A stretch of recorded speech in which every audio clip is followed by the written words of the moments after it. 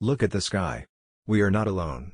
The whole universe is friendly to us and conspires only to give the best to those who dream and work. We should not give up and we should not allow the problem to defeat us. To succeed in your mission, you must have single-minded devotion to your goal. Teaching is a very noble profession that shapes the character, caliber, and future of an individual. If the people remember me as a good teacher, that will be the biggest honor for me. If a country is to be corruption-free and become a nation of beautiful minds, I strongly feel there are three key societal members who can make a difference. They are the father, the mother and the teacher.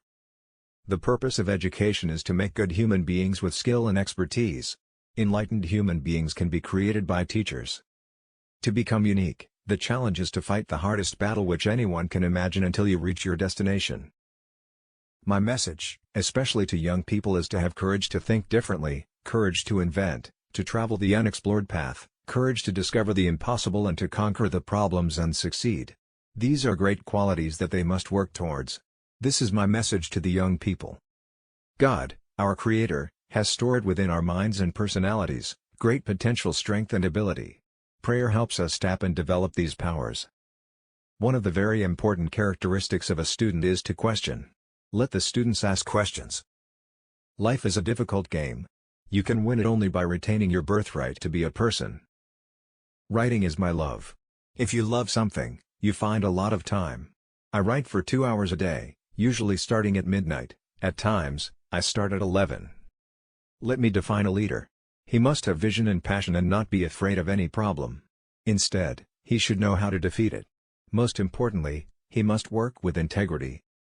Where do the evils like corruption arise from? It comes from the never-ending greed. The fight for corruption-free ethical society will have to be fought against this greed and replace it with what can I give spirit. Creativity is the key to success in the future, and primary education is where teachers can bring creativity in children at that level. When we tackle obstacles, we find hidden reserves of courage and resilience we did not know we had. And it is only when we are faced with failure do we realize that these resources were always there within us. We only need to find them and move on with our lives. Be more dedicated to making solid achievements than in running after swift but synthetic happiness. Real education enhances the dignity of a human being and increases his or her self-respect. If only the real sense of education could be realized by each individual and carried forward in every field of human activity, the world will be so much a better place to live in. Where there is righteousness in the heart, there is harmony in the house. When there is harmony in the house, there is order in the nation. When there is order in the nation, there is peace in the world. Almost half of the population of the world lives in rural regions and mostly in a state of poverty. Such inequalities in human development have been one of the primary reasons for unrest and, in some parts of the world, even violence.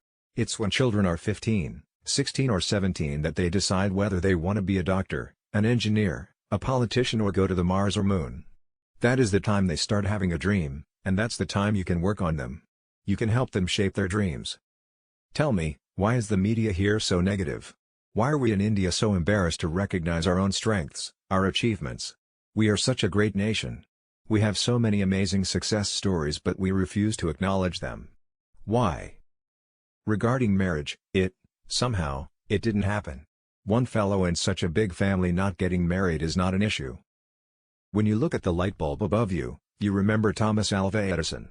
When the telephone bell rings, you remember Alexander Graham Bell.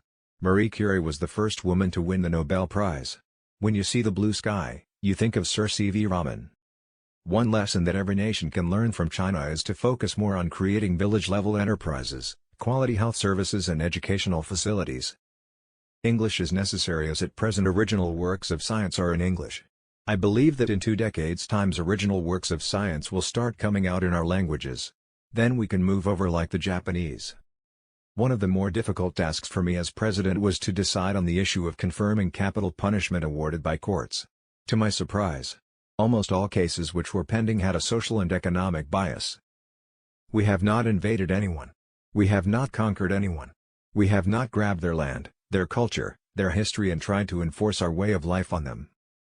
When I took over as president, I studied the Constitution, and the more I studied it, the more I realized that it does not prevent the President of India from giving the nation a vision.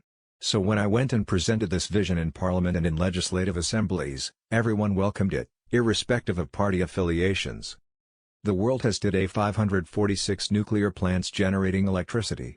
Their experience is being continuously researched, and feedback should be provided to all. Nuclear scientists have to interact with the people of the nation, and academic institutions continuously update nuclear power generation technology and safety.